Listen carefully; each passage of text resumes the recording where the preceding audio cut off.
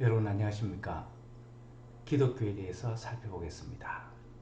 자, 우리 지금까지 기독교의 성립 배경, 그다음에 예수의 면모, 중요 교리 이런 순서로 살펴보고 있습니다. 자, 오늘 우리 중요 교리 중에서 기독교에서 강조하는 겸손과 감사에 대해서 살펴봅니다. 기독교에서 가장 중시되는 미덕이라고 할까요? 그거는 겸손일 겁니다. 겸손이라고 하는 건 그냥 무조건 자기를 낮추고 비하하고 멸시하고 뭐 이런 건 당연히 아니죠. 겸손이라고 하는 건 자신의 어떤 입장, 위치, 상황을 정확하게 알고 거기에 따른 모습을 마음을 취하는 것, 그걸 우리는 겸손이다 이렇게 얘기할 겁니다. 그래서 언뜻 들으면 조금 이렇게 마음이 미흡할지는 모르겠지만 기독교는 일단 인간이라는 존재가 하느님의 창조된 피조물이라고 하는 걸 전제로 해서 출발을 하는 거죠. 그래서 우리는 하느님이라고 하는 그런 신을 인정을 하고 숭배하고 거기에 따라서 우리의 위치를 알고 현재 주어진 것에 대해서 감사를 하는 것, 이것이 겸손이다 이렇게 얘기할 수 있겠습니다. 자, 어쨌든 우리 인간은 하나의 피조물로 이렇게 탄생이 되었지만 사실은 하느님은 우리 인간을 그냥 단순한 피조물이 아니고 자신을 닮은 그런 피조물, 즉 성경에서는 한 나를 닮은 사람, 우리를 닮은 사람, 그래서 신의 모습을 그 속에 집어넣은 거죠. 그걸 우리는 영혼이다 이렇게 얘기할 수도 있는데, 어쨌든 우리 인간은 단순히 몸과 마음으로만 되어 있는 것이 아니고 하느님과 교통할 수 있는 영혼이라고 하는 것이 심어져 있기 때문에 사실은 많은 걸 선물로 준 거죠. 그래서 이걸 우리는 기독교에서는 신앙의 신비 이렇게 얘기를 하는데, 그래서 이 유한한 인간이 영혼을 통해서 무한한 하느님을 만나고 나중에는 무한하고 영원한 존재로 나아갈 수 있는 그런 길을 열어놨다는 점에서 이거는 은총이고 신앙의 신비다 이렇게 얘기를 하는 거죠. 그뿐만 아니고 우리 인간에게는 현세를 살아가면서도 사실 엄청나게 많은 것이 주어져 있죠. 우리가 이렇게 되돌아서 보면 우리 이 몸이 생명력을 가지고 또 마음이 뭘 느끼고 이렇게 살아가는데, 그냥 단순하게만 얘기를 해도 우리 주위에는 맛있는 것도 있고, 그죠? 코로 향기를 맡을 수도 있고, 또 귀로 좋은 음악을 들을 수도 있고, 눈으로 아름다운 경치를 볼 수도 있고, 우리에게 주어질 수 있는 것이라고는 거의 대부분 주어졌다. 즉 하느님은 우리 인간을 만들면서 이렇게 누릴 수 있는 것들을 대부분 다 선물로 주었다 이렇게 봐도 좋을 정도로 우리는 많은 걸 이렇게 선물로 받고 살아가고 있는 거죠. 자, 이런 것들에 대해서 감사를 하고 겸손한 마음으로 감사를 하는 것, 이것이 필요하고 이것이 어떤 면에 정확한 사실이다 이렇게 보는 거죠.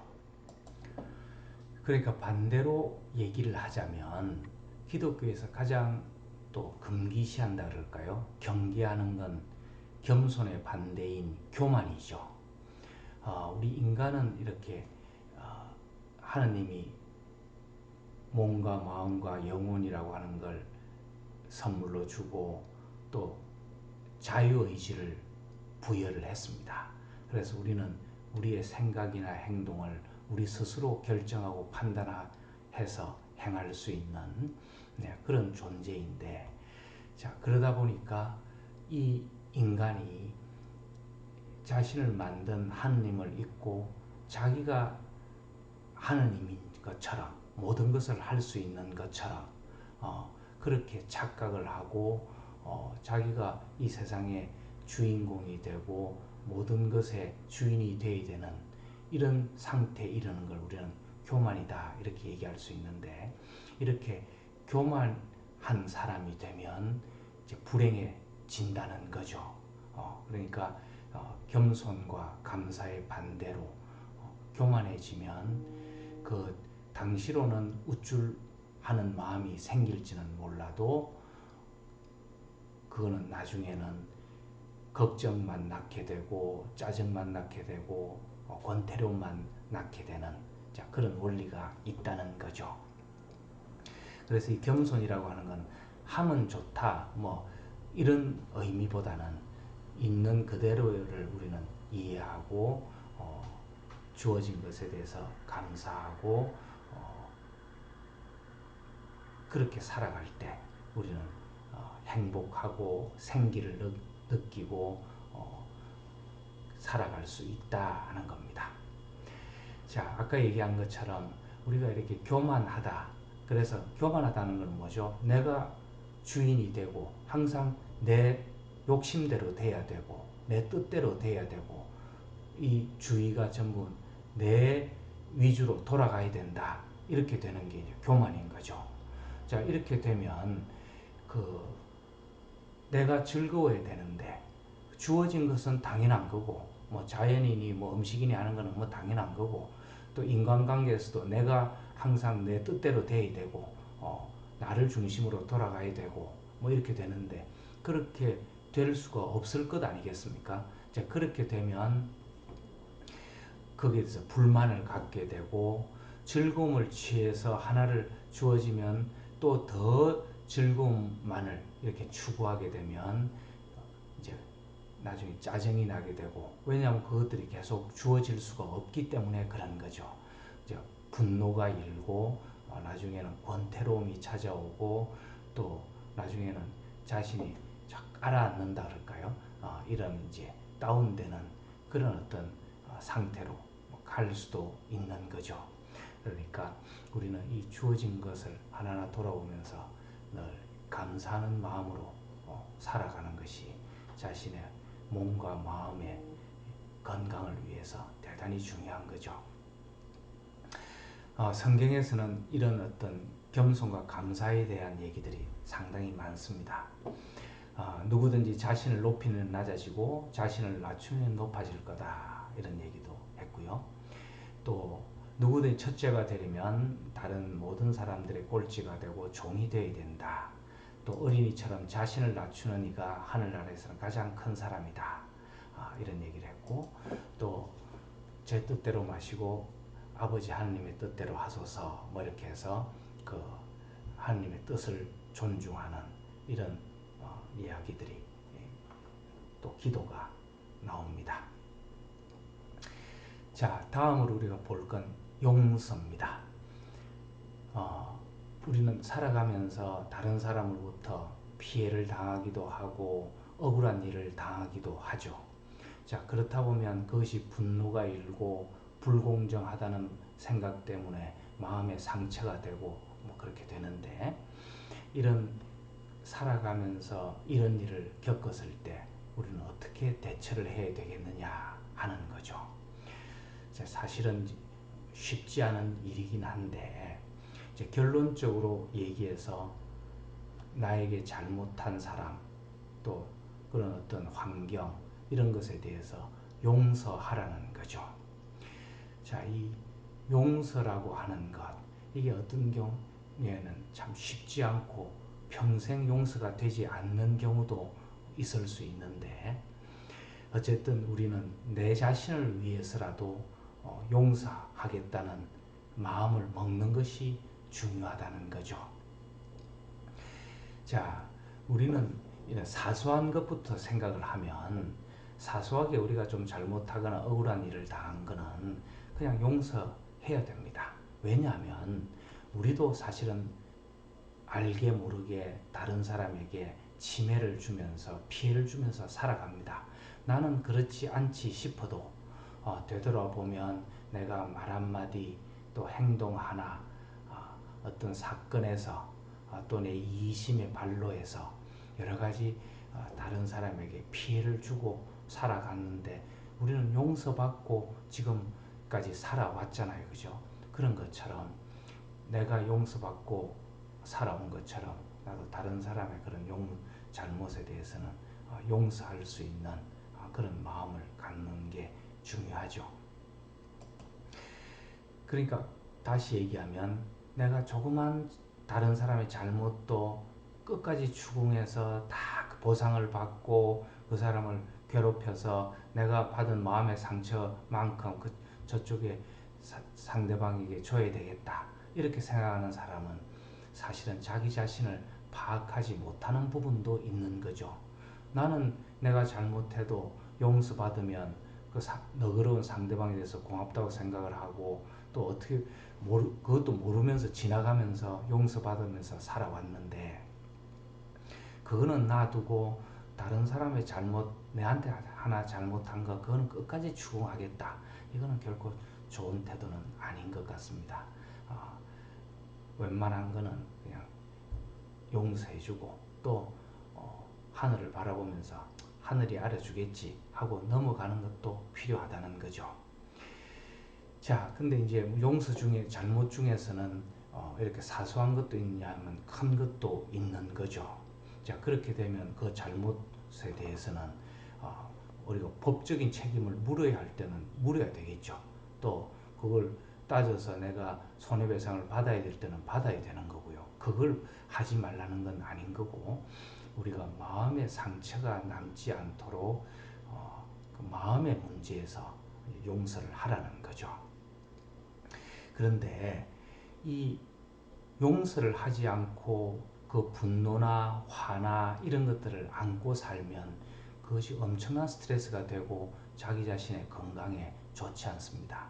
그래서 자기 자신을 위해서도 용서를 해야 되는데 중요한 건 용서를 할 때 그냥 내가 용서하겠다 이런다고 되는 게 아니라는 거죠.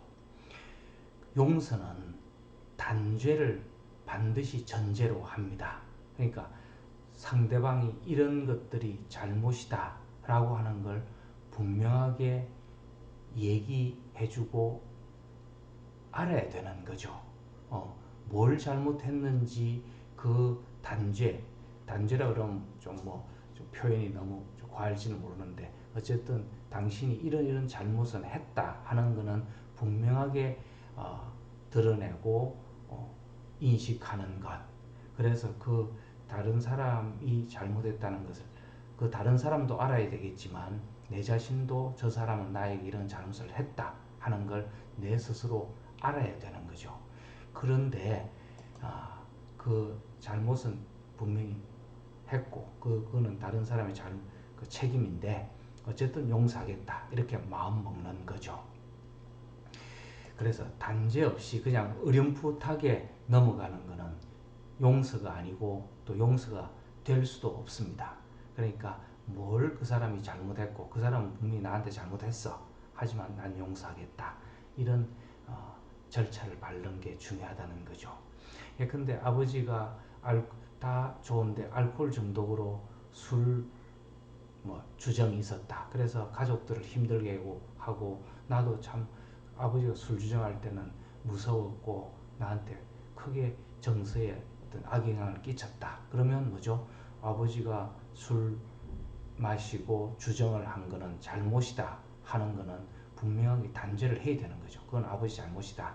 그런데 어쨌든 나는 용서하겠다. 그럼 용서의 과정에서 아버지가 자라는 환경이나 그 당시 상황이나 또 우리 가족들이 아버지는 잘못한 게 있으면 그거는 참고사항으로 생각할 수는 있겠지만 어쨌든 그것 때문에 내가 정서의 상처를 받았고 내가 그 부분은 아픔이 있다 하는 것은 인정을 하고 용서를 하는 거죠. 자, 성경에서도 이 용서에 대한 이야기는 많이 나옵니다. 7번씩 70번이라도 용서해라. 끝까지 용서하라는 거죠. 그 다음에 매정한 종에 비유하는 게 나오는데 이거는 뭐냐 하면 한 사람이 자기가 빚을 졌습니다. 그래서 가서 용서를 빌었더니 그 주인이 알았다. 내가 빚을 탕감해 주겠다. 이렇게 해서 용서를 받고 나왔습니다. 나오다가 자기 집에 가다가 자기한테 빚진 사람, 그 자기가 용서받은 게 100이면 이 사람은 1밖에 안 되는데 그 1 빚진 걸 안 갚는다고 멱살을 잡고 추궁을 해서 감옥에 보내고 이렇게 합니다. 그랬더니 원래 처음에 100을 용서해 준 사람이 이걸 알고 그 종을 불러서 나는 너를 용서해 줬는데 너는 왜 그 조그만 것도 용서를 못하고 그 사람을 그렇게 괴롭혔느냐. 그래서 다시 감옥에 보내는 이런 비유를 듭니다. 이런 것처럼 자기는 용서를 받으면서 다른 사람 조그만 용서도 못하는 그런 사람의 어떤 잘못, 이것도 얘기하고 있는 거죠. 그 다음에 간음한 여인의 용서, 이건 전번에도 얘기했기 때문에 넘어가겠습니다. 어쨌든 그래서 인간으로 살다 보면 잘못은 얼마든지 있을 수 있고 그렇다는 거죠. 그런데 그건 언제는 용서받을 수 있고 그야말로 회개하면, 마음을 돌리면 그거는 용서받을 수 있다 하는 그런 어떤 가능성, 이걸 두고 살아가고 또 우리는 서로 그렇게 해야 된다는 거죠. 자, 그런 의미에서 좀 다른 얘기입니다만 법에서 사형을 집행하는 것은 바람스럽지 않은 거죠. 어떤 죄인이라도 다시 리본할 수 있는 그런 가능성이 있다면 용서를 하는 것이 옳다는 거죠. 자, 회개라는 단어를 기독교에서는 많이 쓰는데 이 회개는 잘못 오해되는 경우가 많습니다. 회개라고 하는 걸 뭐 도덕적인 잘못을 해서 반성하는 것, 뭐 이렇게 이야기도 하기도 하고, 그죠?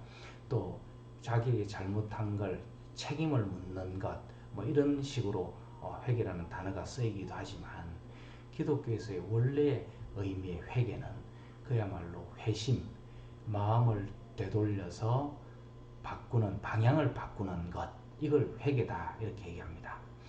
그러니까 우리 땅의 어떤 즐거움이나 뭐 땅의 어떤 그 죽음이 앗아갈 것, 여기에 눈을 돌리고 마음을 쏟고 있던 사람이 하늘이라고 하는 그런 어떤 그 영원한 것, 무한한 것, 이쪽으로 마음을 바꾸는 걸 우리는 회개다 이렇게 이야기합니다. 이 회개라고 하는 것은 언제든지 가능하고 또 회개하기만, 진심으로 회개하기만 하면 받아주고 기독교에서 말하는 구원을 얻을 수 있다 이렇게 얘기할 수 있습니다. 그러니까 내가 이렇게 잘못했는데 나도 가능하냐, 또 나는 평생 70, 80 이렇게 살아왔는데 마지막에 한번 회개한다고 되겠냐? 된다는 거죠.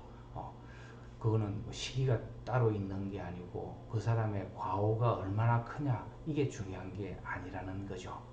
결국은 진심으로 마음의 방향을 돌려서 하늘로 향했느냐 향하지 않았느냐, 이것이 중요하다는 거죠.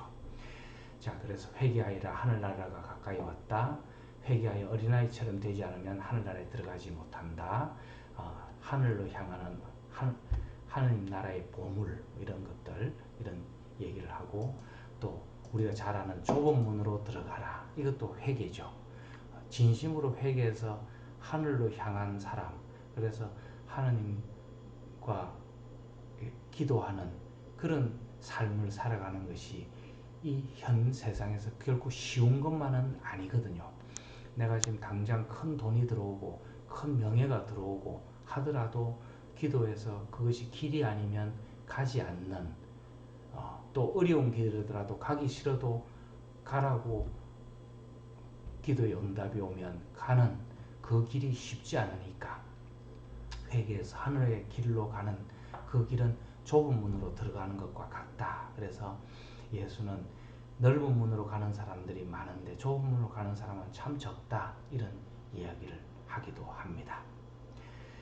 자, 그 다음에 우리 기독교는 성경에는 이 얘기가 직접 딱 나오진 않지만 자유의지를 준 것으로 대체로 해석을 합니다. 그래서 신은 인간을 창조하면서 어떤 노예나 꼭두각시처럼 만든 것이 아니고 자유의지를 가지고 너의 생각이나 행동을 네가 임의로 자유로 판단해서 하라고 자유를 준 거죠.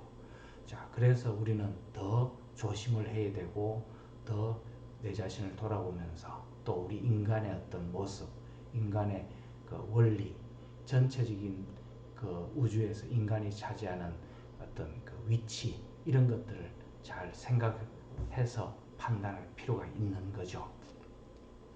그래서 아까 말한 교만이라고 하는 것도 여기서 나올 수 있는 거죠. 그런데 우리가 이 어떤 피조물로 태어나서 창조주 하나님을 알고 거기에 대해서 감사하고 기도할 수 있는 인간이 되면 그런 어떤 자유의지를 기독교에서 얘기를 한다면 잘 발휘하면 우리는 그야말로 진정한 자유를 얻고 생기를 얻고 행복을 얻는다는 거죠. 그래서 여러분 진리가 너희를 자유케 하리라 하는 그 얘기를 들어봤을 겁니다. 적어볼까요? 진리가 너희를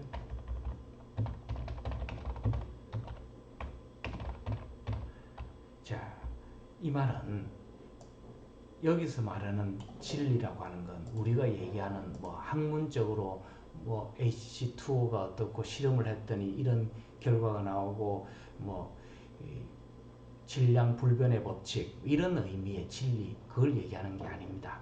여기서 진리는 아까 말한 대로 우리 인간의 본 모습 또 이 전체 우주라 그럴까요? 전체 세상의 원리를 우리가 잘 알고 그 앞에 겸손하고 감사하고 이런 것들을 우리는 진리다 이렇게 얘기하는 거죠.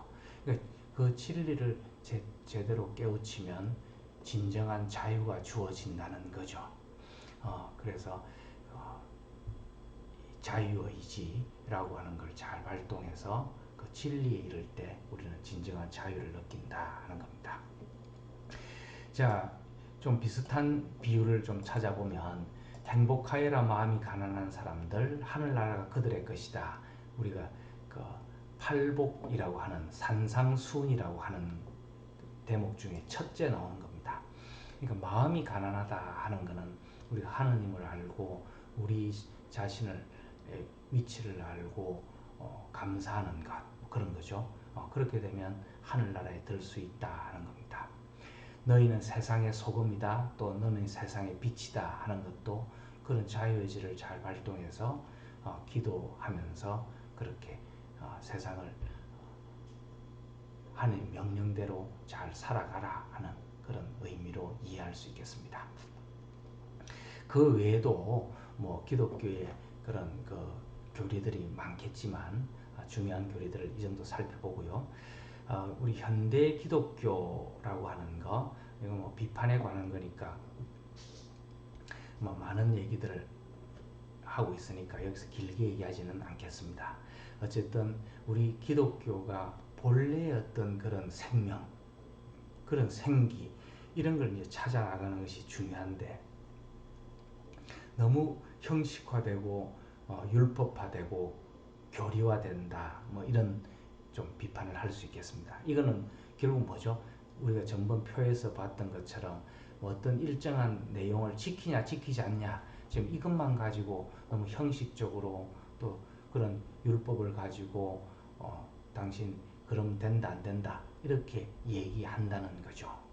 기독교의 본질은 하나만 딱 얘기하자면 이 자리에서 살아서 섭리하는 하느님을 내가 만나는 것 이것이 기독교의 본질입니다. 그죠? 이걸 우리는 뭐 성령이다 이렇게 표현하기도 하고 기도다 이렇게 얘기하기도 하고 살아있는 하나님을 만나는 것이다 이런 건데 그렇게 살아있는 하나님을 만나서 그런 어떤 교감을 할 때 우리는 정말 그 울림 때문에 생기를 얻고 감동을 받고 행복하게 살아갈 수 있는 거죠.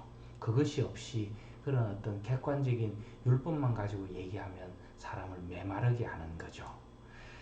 그다음 배금주의 돈을 너무 이렇게 중시한다든지 또 대형화된다든지 또 목회자가 우월 시대에서 목회자를 잘 모시는 것이 뭐 신앙의 본질인 것처럼 하는 것은 옳지 않은 거죠.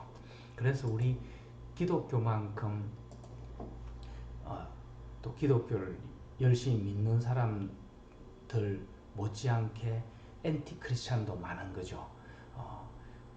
기독교에 대해서 반대하고 비난을 하는 그런 경우들이 많은데 그 비난이 무조건 잘못됐다 이렇게만 여길 것이 아니고 그렇게 얘기하는 데는 기독교 자체 운영에 문제가 있음을 되돌아보고 받아들일 건 받아들이고 이제 고쳐나갈 건 고쳐나갈 필요가 있는 거죠. 크리스찬들이 좀 선민사상 이런 것들을 가지고 일반인들은 죄인 취급하고 자기만 이렇게 뭐 하늘나라에 갈 것처럼 이렇게 좀 이분화해서 상하의 개념으로 다른 사람을 취급하면 당연히 다른 사람은 기분 나쁠 거 아니겠습니까? 그죠? 결국 그런 것도 아닌 거고 그래서 결국 아까 말한 하늘을 알면 우리는 구원받을 수 있다 하는 그런 그 구원관도 있는 거죠. 예를 들어서 예수를 전혀 몰랐던 이순신 장군이나 뭐 세종대왕이나 이런 분들은 그렇게 훌륭하게 한 세상을 살면서 예수를 몰랐기 때문에 그러면 그 하나님 나라에 들어가지 못하느냐? 그렇지 않다는 거죠. 물론 그거는 견해에 따라서 차이가 나니까 길게 얘기할 건 없지만 하늘을 알고 하늘의 뜻을 따라서 살면 구원받을 수 있는 거죠. 자, 그래서 그런 점을 잘 알고 크리스찬들은 뭐 서로 크리스찬이든 아니든 모든 사람을 사랑하는 마음을 가지고 살아가는 것이 중요하지 않을까 이런 생각을 합니다.